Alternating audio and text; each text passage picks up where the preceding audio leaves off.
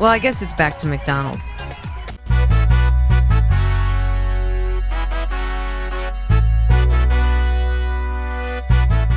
What is up, guys? TYSON DELACRUZ here. Thank you so much for rocking with me. Vivek went on this week, it's a show on ABC, and delivered a powerful message that caught the host and Democrats off guard. He told host John Carl that Donald Trump is going to be the president for all Americans. Shout out to everybody watching. Drop your comments down below. Smash the like button if you kindly would.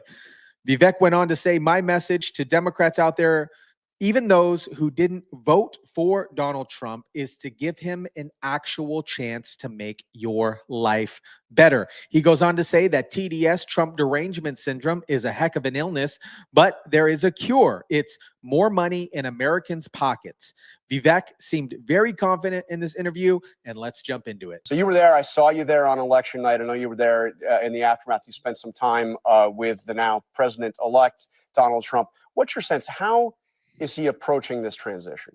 I think he cares about uniting the country. I think that is Donald Trump's #1 focus. And I do think we have to get back to a place after this election, after that decisive victory, which I do think was a gift to the country, get back to a place where ordinary Americans who might have voted differently amongst their family members or their colleagues or their neighbors to be able to get together at the dinner table and say we're still Americans at the end of this. That's very much Donald Trump's headspace. He's also learned a lot from that first term, and I think he's going into this second term even to take to new heights some of the things he wasn't able to accomplish in the first term, which I think is going to be a good thing. I want to come back to that unity theme, but first, I've heard you say that this is a new Republican Party. So in brief, how is this different from the old Republican Party? What's the key differential? Well, it's a party that's now a multi-ethnic working class coalition. You saw black voters, Hispanic voters, young voters. That was a big one. A much younger composition of the Republican primary base coming together on basic principles that really weren't as beholden to older Republican orthodoxies, but principles like free speech, anti-censorship, meritocracy, staying out of World War III. These are some of the common threads that brings together what is a pretty diverse and broad tent coalition to restore those basic constitutional principles.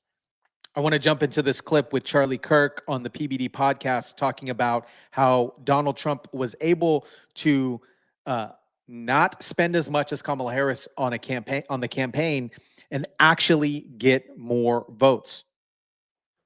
Donald Trump's campaign strategy, of which we helped execute on the ground in some of these states, was that, guys, don't spend your time knocking on doors about a suburban soccer mom who's weighing her options. Instead, because that takes 9 contacts to try to get her. 9 points of contact on average. Conversations, discussions, and they could be 30 minutes on it. Instead, turning point, go spend your time in very Republican areas where there are non-registered or what we call disengaged voters. People that like Trump, like his worldview. For example, the bro vote, right? And so this is where we spent our time, and we harvested, not ballot harvested, but we harvested in a very, very powerful way. At Arizona State University, for example, we registered thousands of young men to vote in fraternities. And that was way easier than us going to try to win over swing voters. And we did a little bit of that. But generally, the Trump campaign was brilliant because they threw the Republican consultant playbook out. The Republican consultant playbook was spend all your time on the middle, on those like middle 15% swing voters and go all in. Trump campaign said, why don't we just make our base bigger? Why don't we just make the people who love us the most? And so what they looked at was demographics. And they realized if we can make the electorate 3% more masculine and by the way, they were so smart to do this. This is Susie? This is Susie and James Blair and La Savita. And they were so smart because they said, wait a second, what is more important than race? Whether or not you're a man or a woman actually dictates your political affiliation far more of a correlation than your race. So they de-emphasized racial politics and they emphasized more of a masculine machismo approach. And boy, did it work. And not only did it work, you're running up against a woman. So it's easier to kind of make that argument. And so I don't mean to monopolize the time. But this is really interesting. Keep going. And so what the Trump campaign then did, the Republican consultant playbook that Karl Rove basically authored was everything is about high propensity. So there's 2 types of voters, high propensity and low propensity voters. A high propensity voter is typically college educated, lives in the suburbs. You know, they watch Chris, they watch CNN. They have an income over $100,000 a year. They have 2 kids and a picket fence, and they go to soccer games and they don't commit crimes. You know, that type of demo, right? High propensity voters is where the Republican Party has always been focused. Okay, but Trump came in and he said, no. we're going to focus on low propensity voters. The welder, the electrician, the carpenter, the police officer, or the person that's just not registered to vote. Where I thought that Donald Trump was going to win, and I wasn't as confident as anybody else, okay, was when I started to see the voter registration surge across the country. In the summer before this last summer, new people that were registering to vote were registering at a clip 3-1 versus Democrat. In Pennsylvania, for the first time ever, in Pennsylvania, for the first time ever, we had every county in Pennsylvania, we were out registering Democrats for the first time ever. Now, mind you, what Josh Shapiro did as governor of Pennsylvania is he put in a thing called motor voter, which means you automatically get registered to vote. They thought that was going to help Democrats. When you get your license. When you get your driver's license. It helped Republicans because of lower, think about who's not registered to vote. It's typically lower propensity voters and PBD. Here's the kicker. Where do these people get their information? Lower propensity voters get information on TikTok. Mm-hmm. They're not watching CNN. They're not sitting. You know why? These folks are darn tired by the time they get home. They're not turning on. Charlie Kirk ran or has one of the largest political viewpoints on TikTok, scouring over 50 million, 40 million views per TikTok. And he was able to gather those quote unquote low propensity voters on TikTok to provide them with more information, because just like he said, they're not watching CNN. They're not watching MSDNC. They're watching entertainment. He made it entertaining. He made his events entertaining, and it drew people in. Cable news, they're watching NFL football games. Mm-hmm. They're the ones that are not going to be able to quote to you, Marbury. They're not, by the way. It's also this. Yeah, it's also the phone. So what Donald Trump campaign did is they hacked the 2024 election, not in a way that people would think, where they said, wait a second, everyone has a supercomputer in the right-hand pocket. Why are we worried about what CNN is saying or MSNBC is saying? Why don't we win the information war? And then finally, the kicker, they said, why don't we go on the most ambitious, over-the-top, low-propensity voter communication strategy on Theo Von, Joe Rogan, Nelk Boys, Logan Paul, influencer strategies, right? And so what they said is there's this whole reservoir. Freaking brilliant. And the final kicker, my mandate at Turning Point was very simple. Charlie, turn Trump supporters into voters. This even adds to Charlie's point regarding not focusing on media like MSDNC or CNN. Eric Trump goes on to say this. Yeah, listen, my father won the popular vote by 5 million votes, the largest electoral college, victory in 50, 60 years in this country. And clearly he had a media that was 98% against him every single day. And by the way, Sean, let me just remind you, this is the same media that we as a family knew so well. You see Joe and Mika on MSNBC every single morning, and they're trashing him every morning. I mean, they used to spend half the weekends at Mar-a-Lago. They were there all the time with my father, right? This is Oprah. Oprah, another person who used to love going to Mar-a-Lago. Aaron Brunette, right? Same thing, was always, always around. We'd have lunch with her in Trump Tower all the time. The Anderson Coopers, the Don Lemons. I mean, we literally knew them all, and they loved us, right? They loved us. Donnie Deutsch, he was begging to be on The Apprentice. They loved us until my father decided to go down that escalator, and then like this, it all changed, right? It just all changed. It was a pile-on all day, every single day. They knew his heart and soul. They knew us as a family. They were friends of ours.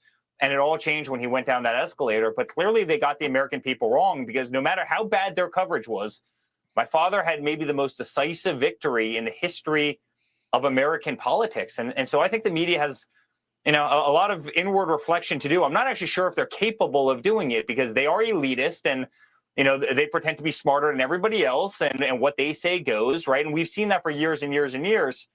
But I do think that the media in this country has less credibility than it's ever had before. Hence the reason that the podcasts are doing so well. Hence the reason that Joe Rogan's doing so well. Hence the reason when my father goes on with Elon Musk on Twitter Spaces, he had 2.1 billion total impressions, from that. I mean, the landscape of the media is changing drastically because the American people do not trust them. Here's a big one. And Donald Trump's talked for a long time about the deep state. But this idea of restoring self-governance is big in this new coalition. The idea that the people we elect to run the government, they haven't been the ones actually running the government for a very long time. And we Donald see Trump that is going to be the president of the United States in the real sense of that word, capital P president, where he is actually making the decisions with the democratic will of the people behind him, not the unelected bureaucratic class underneath him. And I think that's something that unites a common thread of even former Democrats to independents to libertarians, to, of course, traditional Republicans as well. I think that that's a common thread that unites us. We want to get to the Maureen Dowd piece. We're going to do something a little different this morning because we're going to read the entire piece, but it's worth it. I think a lot of people have already been talking about this. We got a lot of calls about this piece, and it's an interesting message for Democrats. Maureen Dowd's piece for the New York Times entitled Democrats and the Case of Mistaken Identity Politics. It really crystallized how some Democrats are finally waking up and realizing that woke is broke. Well, let me ask you about the unity, and I think you've referred to this as a resurgence of national unity. I'm hearing that from some people around the former president, but I'm hearing a very different message from others around the former president. For example, Mike Davis, who had been mentioned by Donald Trump Jr. as a possible candidate for attorney general in a new Trump administration, has been calling for all-out revenge against Trump's opponents. I want to give you just a couple of examples, and believe me, there are many, but a couple of examples of what he has said on X. He says Trump's opponents attempted to bankrupt him for non-fraud, imprison him for non-crimes, and take him off the ballot and take off his head. Now they want unity. F them. Let's unify them in prison. And one more, short one. Here's my current mood. I want to drag their dead political bodies through the streets, burn them, and throw them off the wall, legally, politically, and financially, of course. Now, Davis has said he's not going in the new administration, but he was a clerk for Justice Gorsuch. And again, Donald Trump Jr. said this is the kind of guy that could be attorney general. Well, look, the fact of the matter is you haven't heard that from Donald Trump, and you could airlift any quote from a number of people on the left who aren't very happy with the election result either, but who aren't going into the Harris-Biden administration in their trailing days either. What you're hearing from Donald Trump is he is going to be a president for all Americans. He is a guy who, in that first term, he had crowds chanting, "Lock her up" for Hillary Clinton. He didn't prosecute her. I think Donald Trump is focused on what makes people's lives better. And actually, my message to Democrats out there, even those who didn't vote for Donald Trump, is to give them a chance to actually make your life better. And I think a lot of people across the country, even who have bought into, I think, some false narratives about Donald Trump, are going to be pleasantly surprised as to finding more money in their paycheck, prices coming down in the country, a secure border. Those are things most Americans actually care about. And I think it's time to turn the page on a lot of these histrionics or Hitler comparisons or airlifting some quote of some person who Donald Trump. I mean, this is somebody who's been pretty a staunch defender of Trump, pretty close to the team. And by your acknowledgement, someone who's not coming into the administration. Okay, so all the talk of retribution, is that gone now? And by the way, I've heard you say that he didn't prosecute Hillary Clinton. I mean, I've talked to Bill Barr about this. He wanted the Justice Department to prosecute, Barack Obama, Joe Biden, and they kind of pulled him back. But your sense is that retribution talk is done? I'm going to tell you what Donald Trump has said on this time and again. Success will be our retribution. Success will be our vengeance. That's a direct line from Donald Trump. It's a beautiful sentiment. And I do think that success is unifying. Nothing's going to unite this country more than economic growth. Nothing is going to unite this country more than people feeling like their wages are rising at a faster pace than prices, which hasn't been the case for the last few years. I agree. And here's a big one that I know a lot of Democrats should support and do support as well, is restoring stability and peace on the global stage. I mean, the reality is the United States of America is at our best when the chief diplomat of the United States is the democratically elected U.S. president. That's not the case right now. We're not going to say, well, we're going to say, we told you so. We told you this identity shit was disaster. We told you to get out in front of public safety issues. You didn't. We told you to have an open process and demonstrate the magnificent and staggering and deep talent that exists in the modern Democratic Party. You didn't. We told you to differentiate yourself from Biden. You didn't. It hasn't been for 4 years. That changes on January 20th, bringing us off the brink of major conflicts in other parts of the world. So I think that those are going to unite the country regardless of partisan affiliation. That's what I'm looking forward to. Is he going to continue to support Ukraine? I mean, I've heard from the Ukraine side that the call actually went well that he had. Elon Musk and President Trump with President Zelensky. I think his interactions with Zelensky in recent weeks and months have been actually quite constructive. Donald Trump's first term is a great guide for stability. We were on the brink of major conflict when Donald Trump sat down with Barack Obama at that last transition. He's sitting down with Joe Biden on Wednesday. Donald Trump is a pragmatist in looking after American interests, and he believes in honesty when it comes to international diplomacy. He is the top diplomat, but I think also a tough love message to other allies, even saying that you need to bear your fair share of your defense spending. Yes, that's good for the United States, But yes, that's also good for Europe as well. And so I think that type of honesty and diplomacy is actually going to bring true strength and true peace in a way that we haven't seen in the last 4 years. Now, obviously, Trump's promised, and you've talked a lot about this, the mass deportation of undocumented immigrants. First of all, do you really think that we're going to see him round up and deport upwards of 11? Sometimes he's put the number as high as 20 million people out of the United States. Is that really going to happen? Donald Trump's campaign promise was the largest mass deportation in American history. Okay. And he's going to keep that promise. And I'll tell you, let's just start very pragmatically here. I think most Americans agree with this. You take the number of people who have entered the country just in the last 18 to 24 months. That's millions of undocumented immigrants, illegal migrants, who have really no place in this country. Anybody who's committed a crime. Automatically, that already is the largest mass deportation in American history. Now take that to the next level. Not an iota, not a cent of government spending should go to subsidize this, not to sanctuary cities, not to federal aid to people who are in this country illegally. And we're going to see a large number, by the millions, of self-deportations as well. And so these are pragmatic places to start that would give us, yes, the largest mass deportation in American history. But fall far short of 11 million or more. We're going to go step by step aggressively. Donald Trump's going to stay true to his campaign pledge, but in a way that respects the dignity of the Americans who are already here. Okay, and I do think it's offensive to use, when we have $34 trillion of national debt, government funds to subsidize this type of illegal migration. That's half the problem. And if any illegal migrant is no longer a customer of the welfare state, you're going to see self-deportations combined with deportations of those who entered. Let me ask you, though, I mean, there's been a lot of attention over the years to people known as the Dreamers. These are people who came into the United States with their parents as young children, grew up here, went to school here, some of them great success stories, but they are still undocumented immigrants. And there's a lot of concern. Some of them are deeply frightened by what they heard from Donald Trump during the campaign. I want to play just two, the words from two of these Dreamers of what they've said of their concerns now after the election, and get you to respond. I could wake up tomorrow and there could be an immigration agent, an ICE agent outside of my house or outside of my mom's house. We don't know. We are not what you're seeing on TV.